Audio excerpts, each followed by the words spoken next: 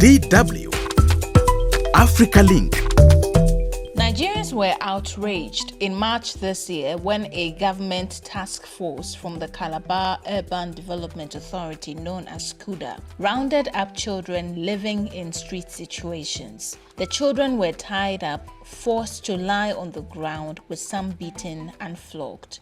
You see that the government officials violated the rights of those children. They flouted that law that the state has signed into law, saying that these children should not be exposed to any form of violence. There's a lot of precedent for this across Nigeria, where state governments round up these children as though they are hardened criminals. If things are going to change, the first thing that has to change is how these children are treated and related with by the society in general. This March 19 incident in Cross River State, Nigeria, has sparked a much-needed conversation about why so many children find themselves fighting for survival on the tough streets of Nigeria's urban areas. How does Nigeria, which has one of the highest child populations in the world, find a humane way out of hardship for these youngsters? That's what's coming up on the show today. This is Africa Link, the podcast that connects you to the stories that matter across Africa. And I am Adwoa Tenkoramaa Domena, your host for today. Africa Link, every weekday here on DW. Children living in street situations remain a significant societal challenge in Nigeria. In March, this was amplified when local government authorities in Cross River State reportedly arrested, tortured, and flogged children on the street as part of a crackdown on streetism. Local civil society groups like Street Priest and Child Protection Network, or CPN, described the incident as barbaric, unlawful, and a gross violation of child protection laws.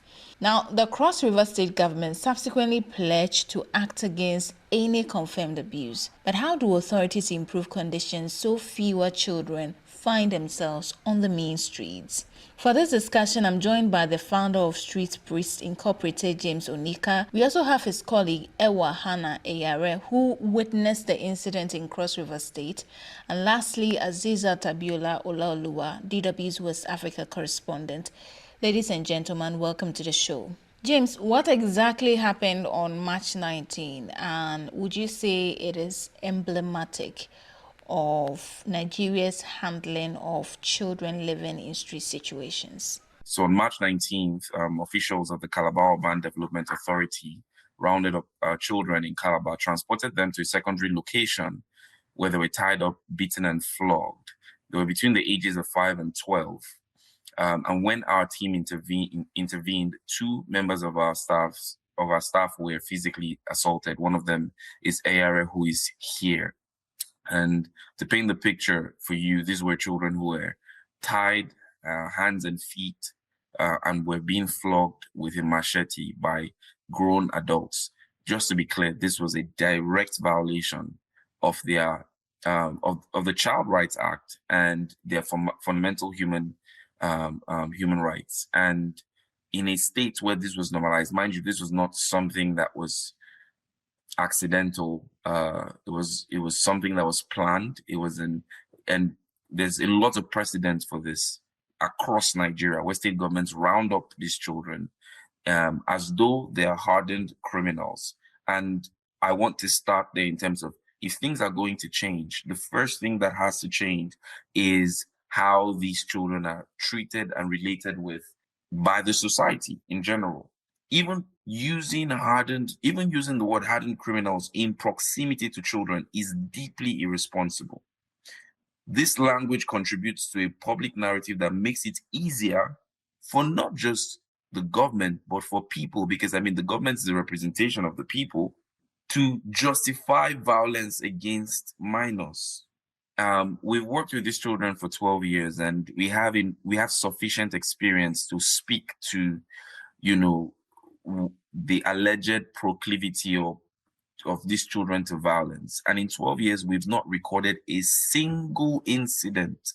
Mind you, we work with over 1,000 volunteers, and we have 12 members of the team who work full-time. There's never been a single incident of violence by these children. So we know firsthand what hardens a child. We know firsthand what hardens a child. We're going to come back to this incident, but Ewa, I see you directly deal with the children on the street.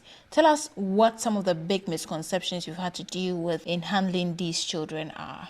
Okay, one of the largest misconceptions that we've had to deal with is the fact that a lot of people call the children witches and wizards, especially in the African society, where obviously we operate.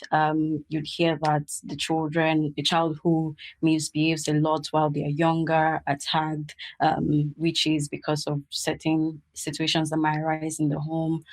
For the young boys, a lot of the things that you get is that they are thieves. They are, in fact, the popular one now that we're dealing with is the fact that a lot of these children are now being called terrorists. And I'll speak on that later on when we get to talk about the incident of the March 19th. James, let's go back to the basics. When we say a street child or a child living on the street, what exactly are we talking about? The internationally accepted definition of child on the streets is anyone under the age of 18 who lives and or relies on the streets as a form of livelihood.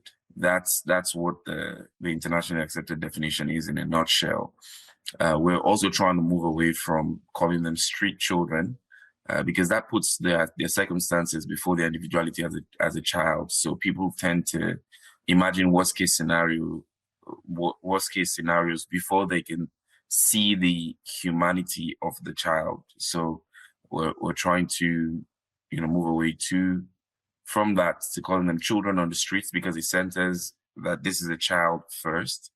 And for society in general, every time there's a problem, there's an issue, there's a question, what are we looking at? And we want people to understand that you're looking at a child on the streets. You're not looking at the unscrupulous elements of the streets before a child.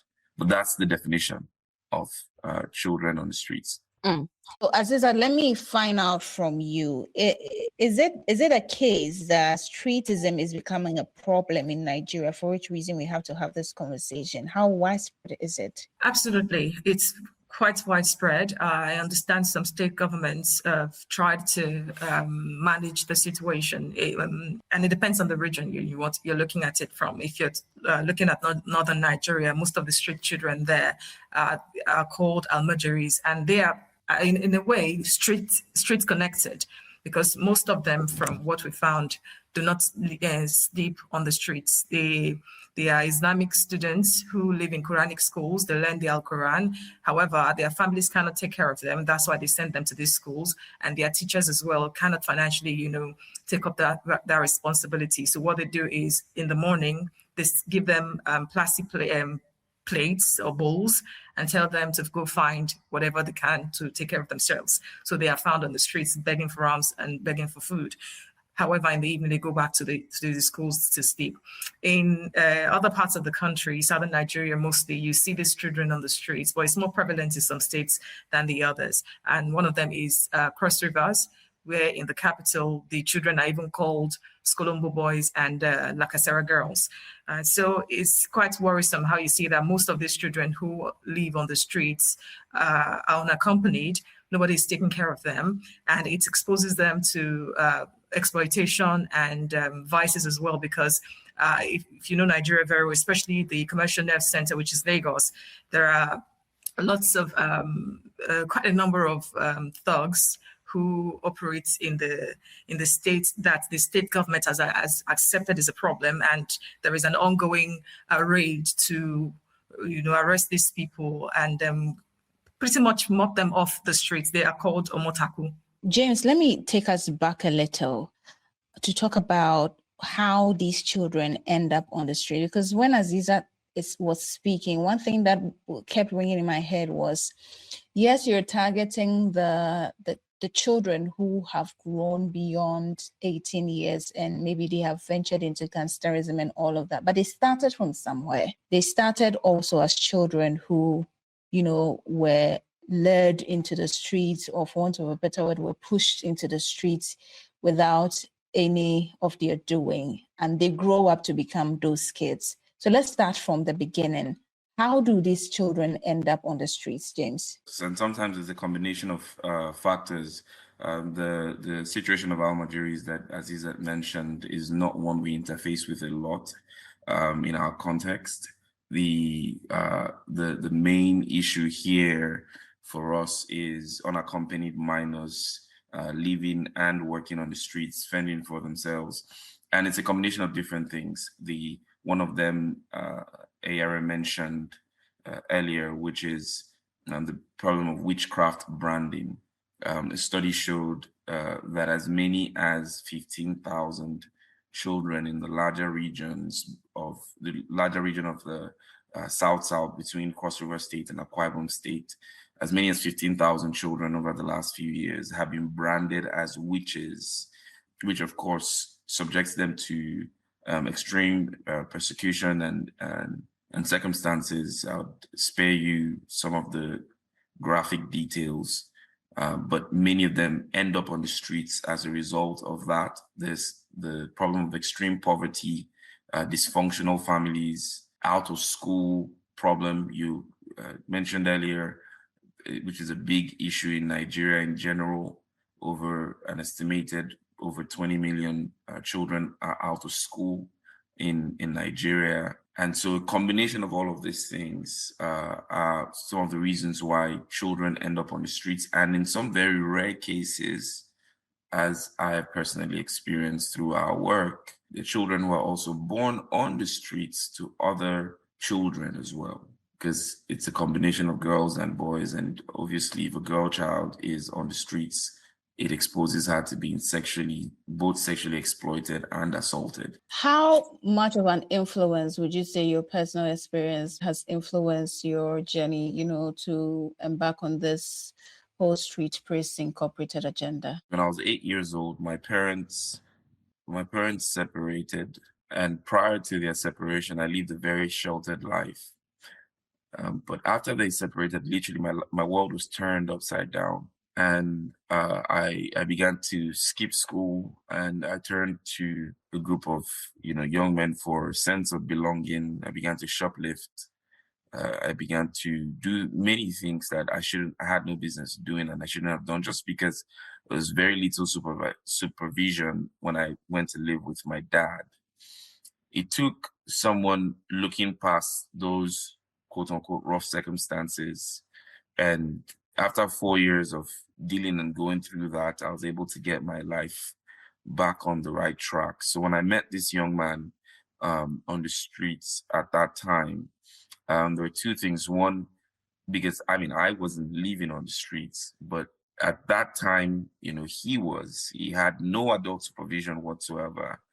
I couldn't understand how this was okay, how, this was just a thing that people looked the other way. And when I remember the day I saw a colony of children who lived on the streets all by themselves, taking care of themselves, and it definitely did something to me. And I say this often, that once you see it, you can't unsee it. And looking at something and seeing something are two different things. So for us, it's a big part of our work as well, getting people to be to sensitize people towards the problem, because we live in a society where people are very desensitized. Interesting. Thank you for that. As is that in Ghana, where I come from, authorities or governments will make ambitious promises like, we're going to clear all the children off the streets, we're going to do this, we're going to do that.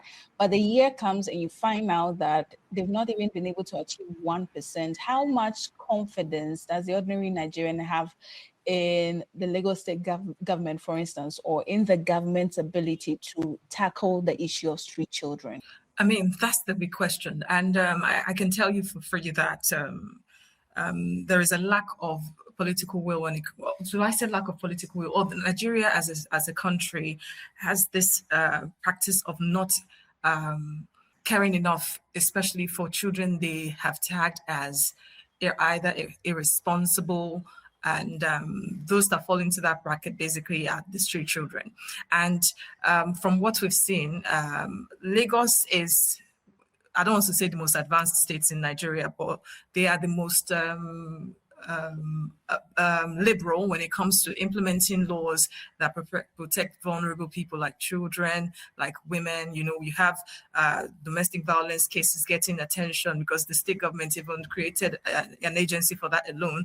And for the street children as well, we see that they don't take lightly the implementation of the Child Rights Act in some aspects. If you compare the treatment the street children in Calabar got to what is being done in Lagos State and perhaps some other states, you see that there is a wide difference, really disparity in the way children are treated. So I think it has to start from the society first, from our assessment that how should these children be seen? You are in a country where when stories come out that children have committed a crime or something, thousands and tons of people will criticize the child, forgetting that once this person is below 18 years, they are not deemed to be sane enough to be able to make any good decision for themselves. So they need to be protected regardless of whatever act they've committed that is against the law, So the question again is, how committed would the authorities be, like you said? For Cross River State, from that incident that we saw, I had to check to confirm again that the state Cross River is actually a signatory to the Child Rights Law, which is it domesticated it in 2009 and then improved it in 2023. But from the way the street children were treated recently, you see that the government officials violated the rights of those children. They flouted that law that the state has signed into law, saying that these children should not be, be exposed to any form of violence. But at least they come out to say, we are doing this, we are putting them through this rehabilitation program, blah, blah, blah. But we have not seen it to be as commonplace as it's expected to be. James, do we trust Nigerian authorities to handle the issue of streetism with care? The short answer to that question is no. State governments across the country, time and time again, have had the opportunity to respond in a structured, constructive, holistic manner. There's no shortage of organizations that have been advocating for these children or individuals. But what we've seen time and time again is a knee-jerk reaction. That's what we've seen in Calabar. That's what we've seen across different parts of the country. Like Azeezat said, there's no political will. When it has to do with children, unfortunately, it is never a high enough priority for governments to address. There've been very few administrations, and by administrations I mean state governments, who have treated this as a high enough priority as to where they want to do something constructive and long-term about it. So no, we do not trust state governments to do something constructive about this. And in our context, the events of March 19th, demonstrates this. Ewa, now what really, when you think about the March 19 event, what does it say to you in terms of the ability of the Nigerian government or state institutions to tackle the issue of children on the streets? We all know it's the responsibility of the government to cater for its children, and the way the government of our state has treated the children living on the street over the years is also a reflection of their capacity and their ability as a government. Now, I will just also reiterate what James has said, that we do not honestly trust the government to be able to handle the situation of children living on the street. And that's why, apart from Street Praise, there are also well-meaning organizations who have set out to eradicate this challenge as it is. And for the most part, all that is required of the government is to support the organizations who take their entire time to do something about the problem. But the stance that they've taken, especially in light of the recent occurrence is also one of, will I say, nonchalance, because all they've done is come out to say they do not condone, but there's been no particular plan put in place to do something about the problem, let alone hold the people who perpetrated that act responsible or accountable. Very well, James, do you think the issue of street children would or can be eliminated in the near future in Nigeria? Yes, it's very possible. It's possible to eliminate this problem, but there are a few things that would have to be done. If things are going to change, the first thing that has to change is how these children are treated and related with by the society in general. Even using the word hardened criminals in proximity to children is deeply irresponsible. This language contributes to a public narrative that makes it easier for not just the government, but for people, because the government is the representation of the people, to justify violence against minors. We've worked with these children for 12 years, and we have sufficient experience to speak to the alleged proclivity of these children to violence. And in 12 years, we've not recorded a single incident. There has to be holistic, well-planned outcomes, or interventions and outcomes. And we need some kind of social safety net. If a child is branded of witchcraft and accused of things like this, there should be institutions or places that they can go to, or people can go to address things like this. So these are some of the things that would have to be done if this problem will be eradicated. Very well, Azeezat, you have the last word. Nigeria has more than 60% of its population multidimensionally poor. It means that majority of the citizens of the country have their own personal problems. They are looking for how to take care of their own children. And so taking on an extra task of caring for children that they are not even related to tends to be a hard sell for many people. And, if you look at the root causes of street children in the first place, relatives not supporting perhaps orphans within their families led to some of these children ending up on the streets. So like James and Adwoa have said, it's the sole responsibility of the government, to care for these children, because depending on Nigerians who are struggling financially to do that means that it's nobody's responsibility. And that's the easiest way for the problem not to be solved. So somebody has to be tied to it. And constitutionally, the Nigerian government, by the residual list and by the adoption of the states, shows that and means that the state governments who have adopted it, almost all of them, have the sole responsibility of stepping up to do what they promised to do. So by just rounding up these children on the streets and not caring for them, treating them like criminals, is already a violation of their human rights. It means that they are violating the constitution that they adopted in the first place. So they need to understand what they have signed up for and step up to take care of these children, because according to them, they want to ensure that security improves. And how do you do that if the future of the state, the future of the country, these children are not taken care of? It means that insecurity will persist as Nigeria continues to face it. Thank you. Thank you very much. That's a good way to end the discussion. Thank you so much. You just heard Azeezat Abiola Olaoluwa. She's DW's West African correspondent.